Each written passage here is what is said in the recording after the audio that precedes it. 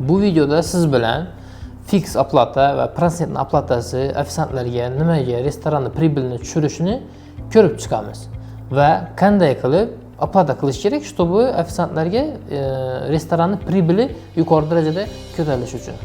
Restoran sohasida ikki xil to'lov bor ofitsiantlar uchun. Birinchisi fix oplata, chiqqan smenasiga pul oladi, ikkinchisi foiz. Foiz sotuvdan bo'lishi mumkin. Restoranlarda 90% restoranlar o'ylashadiki, shu ikkalasidan bittasi to'g'ri yo'lda to'lov bo'ladi. Lekin u ikkalasida ham savdoni o'ziga bog'langan bo'ladi, lekin sof foydaga emas. Buni to'g'ri sof foydaga bog'lash kerak, lekin ikkalasi uchida ham sof foydaga bog'langan bo'lmaydi u. Nimaga savdodan foiz to'lash xato? Nimaga desa, foiz siz tushgan umumiy savdodan to'layapsiz.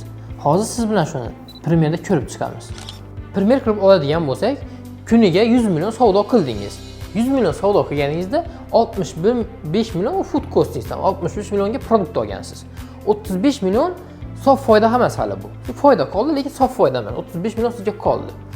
Siz lekin 5% ni ofitsiantga berganingizdek, 100 milliondan berdingiz, savdodan berdingiz. 5% bu 5 million.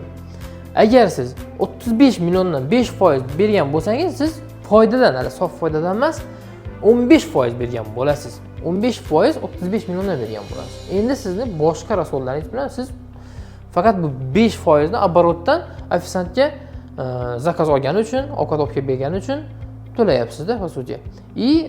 Lekin siz buni qarab chiqsangiz, 5% siz o'zi sof foydani oshirish uchun emas, prosta ofitsiantga o'zingizni biznesingizdan 5% chek dolyasini beryapsiz. Foizning eng katta xatosi. Hozir siz bilan shuni ko'rib chiqamiz. Agar siz foiz beradigan bo'lsangiz ofitsiantingizga, oldinga ko'rib chiqqanimizdek, u faqat qimmat narsani sotishga harakat qiladi. Menyudagi eng qimmat narsani sotishga harakat qiladi. Buni o'ta katta minuslari ham bor. Bu siz o'ylashingiz mumkin, restoran katta foyda olib keladi. Yo'q, lekin siz uni ofitsiantingiz shuni sotishga harakat qildimi, u mehmonni ham yo'qotishga ehtimol bor. Eng katta xato bu o'zi mehmonni yo'qotishda. Siz agar shu bir kelgan odamni ikkinchi marta qaytarib keltira olmasangiz, u katta foyda yo'qotgan bo'lasiz. U siz uchun o'zini foydasini o'ylab katta narxdagi bo'lgan narsani sotsa, steak deb olsak, 150 ming so'm sotsa steakni, undan sizga qoladigan foyda 45 ming so'm deb hisoblaylik. 45 ming so'm foyda qoladi. U ofitsiantingiz sizni foiz berganingizdan keyin faqat shu qimmat narsani sotishga harakat qildi. Arzonroq, boshqa bir marjinasi yuqori bo'lgan narsani sotmaydi. Agar unga to'g'ri motivatsiya qo'yilgan bo'lsa, siz yana unga дополнительный qo'shimcha sous, choy, shu narsalarni sotishingiz mumkin. Siz agar sous, choy sotsangiz 65 ming so'mga, bundan ham 45 ming so'm foyda qoladi. Siz agar foiz berib sotuv motivatsiya qo'ygan bo'lsangiz, u faqat qimmat narsa sotadi, sizga faqat 45 ming so'm olib keladi foyda. Agar siz дополнительный продажалар bilan sous, choy ham sotsa, undan ham 45 mingga olib kelganda sizda 45 ming emas, foyda 90 ming bo'lib chiqadi ortiga. Endi siz bilan fix oplatani gaplashib o'tamiz.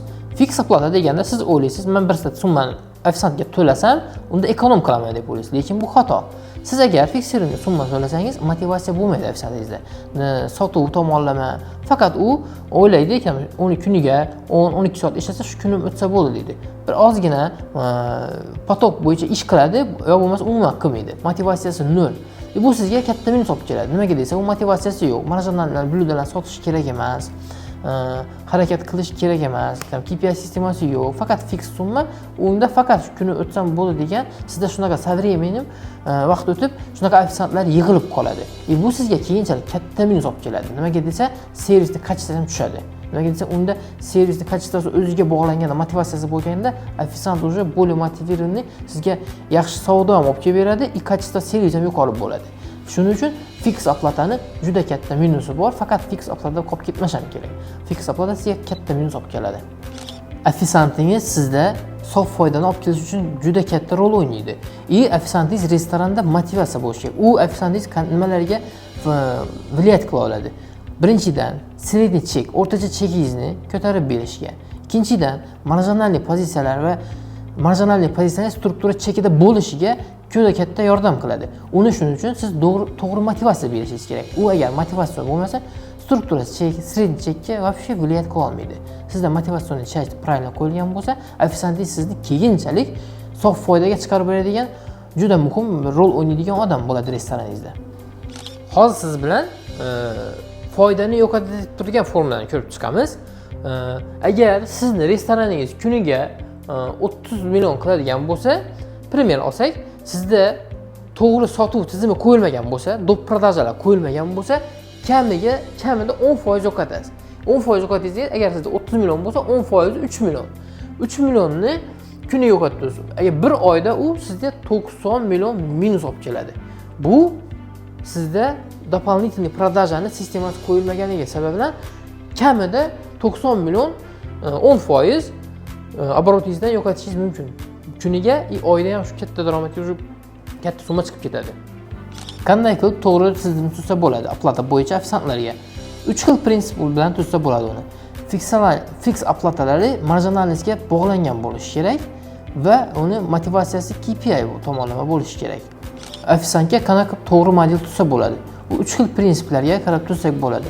Birinchisi struktura cheki to'g'ri bo'lishi kerak. Ikkinchisi marjinallikasi fix oplatalar marjinallikka bog'langan bo'lishi kerak. Uchinchisi ofitsiant ham zarobat qilishi kerak, restoran ham zarobat qilishi kerak. Shunaqa sistema bilan tuzilgan bo'lsa, u правильный motivatsiya bo'ladi ofitsiantda. Sizda shu tomonlama tekuchni ham to'xtata olasiz. Nimaga desa, ofitsiant motiviran, uni oplatasiga interesin, sizga ham foydangizni oshiryapti, sizga ham foydaga olib kelyapti katta. Siz u yerda ofitsiant ham yutyapti, siz ham yutyapsiz. Shuning uchun sizni tekuchkangiz to'xtaydi. Tekuchka ham to'xtaydi va ofitsiantingiz to'g'ri motivatsiya olgan bo'ladi. Bu sistemalarning eng katta xatosi, siz ofitsiantga yo оборотdan pul to'laysiz, yo u kelgani uchun, prisutsiyasi uchun pul to'laysiz. Bo'lgani. Siz marjinalingiz, sizni foydangiz unga вообще kassasiya qilmaydi.